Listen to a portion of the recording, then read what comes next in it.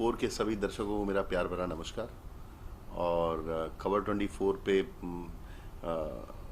मेरी बातचीत आती रहती है, उसके लिए मैं बहुत आभार व्यक्त करता हूँ खबर 24 के संपादक महोदय कि वो मुझे बार बार इस लायक समझते हैं कि वो मुझसे बातें करें।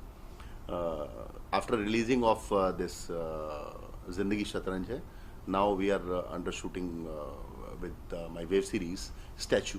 तो स्टैचू की कहानी है कि वो कैसे एक भंवर फंस जाता है, फिर कैसे उसे कम आउट होता है, उसका एंडिंग क्या है कि थ्रिलिंग और सस्पेंस है।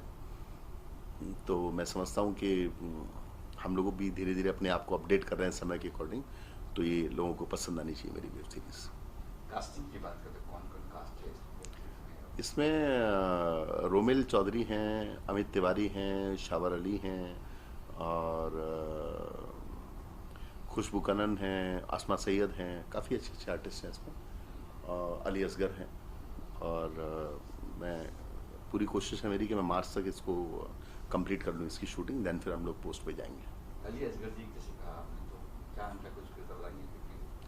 अली असगर तो अपने आप में एक बहुत बेहतरीन अभिनेता है और बहुत बड़ी फ़ैन फॉलोइंग है उनकी। तो जैसा उनका कैरेक्टर है, जैसे वो हैं असल में, मैंने उस किरदार के आसपास ही उनको रखने की कोशिश की है।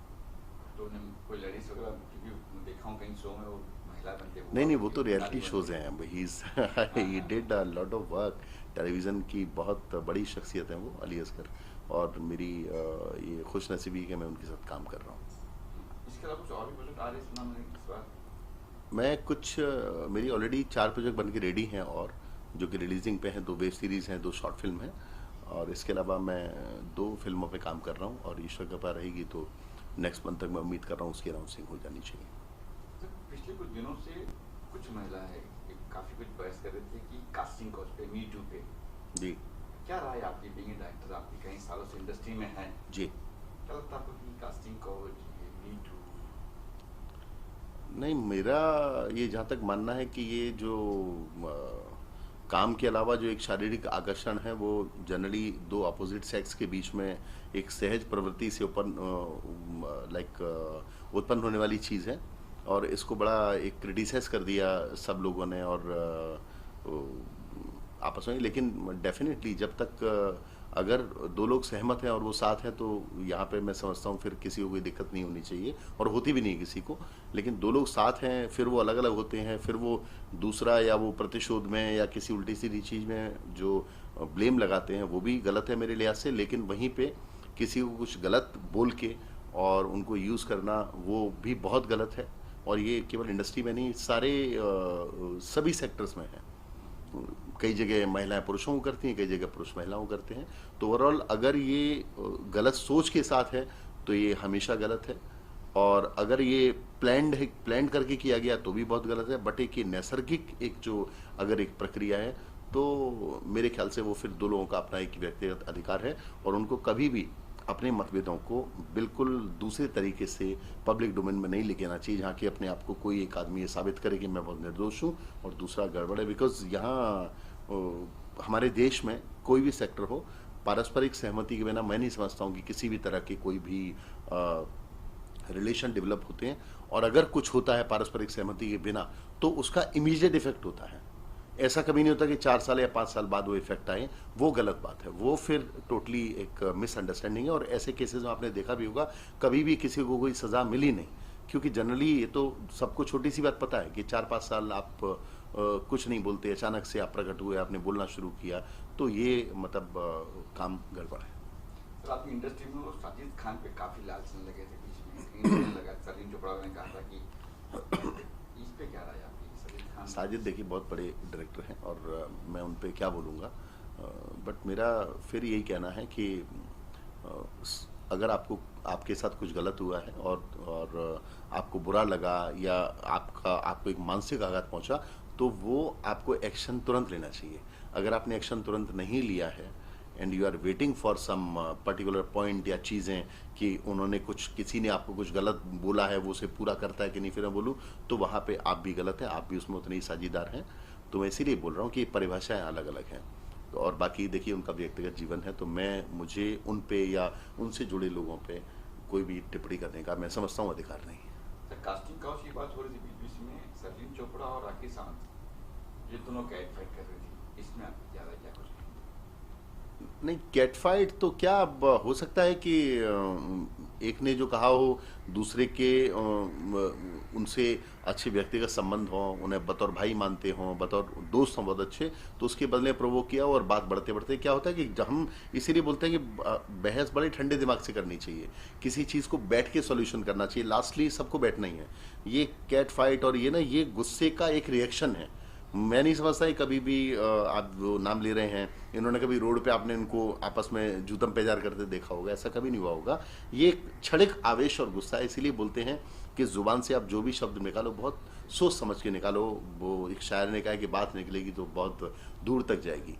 तो इसीलिए हमें बहुत सोच समझ के नाप तोल के बोलना चाहिए कि हम लोग क्या बोल रहे हैं, क्या कर रहे हैं, उसको हम कितना इफेक्ट कर रहे हैं हमारी लाइफ को।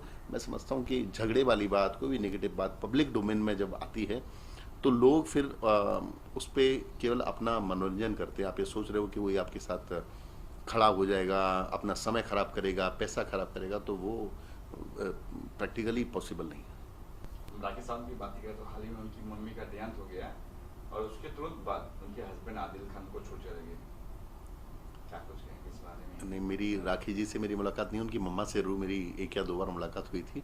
उन्होंने एक पार्लर ओपन किया था, तो मैं भी एक बार वहाँ अपने कुछ हेयर कटिंग कराने गया था लोखंडवाला में, तो वहाँ एक बार उनसे मेरी नमस्ते हुई थी, हेलो हाय हुई थी उनकी मम्मा से। तब वो शायद बिग बॉस में गए थे तो और बाहर निकल के आए थे वहाँ से। एक बार और मैं कहीं मिला था, कहीं आई डोंट नो किसी शोरूम या किसी उसमें, एक मुझे मतलब एग्जैक्टली इंसिडेंट याद नहीं है।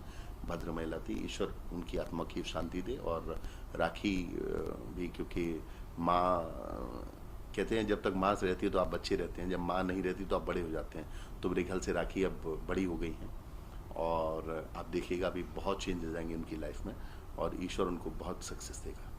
उनके आदिल भी छोड़ चले गए हैं, कुछ कहेंगे? नहीं नहीं, छोड़ के चले गए तो अब मुझे एग्जैक्टली पूरा मालूम नहीं है, बट कोई ऐसे किसी को छोड़ के नहीं जाता। और ये मियाँ बीवी के बीच की बातें हैं, हो सकता है मैं तो ईश्वर से प्रार्थना करूंगा कि उनके संबंध अच्छे हों, दोनों बहुत अच्छे दिखते हैं, दोनों बहुत साथ में आते हैं। उनके कुछ वीडियोस भी आए थे, मैंने उनके पब्लिसिटी देखी थी सब जगह पे, वीडियो मैंने नहीं देखा।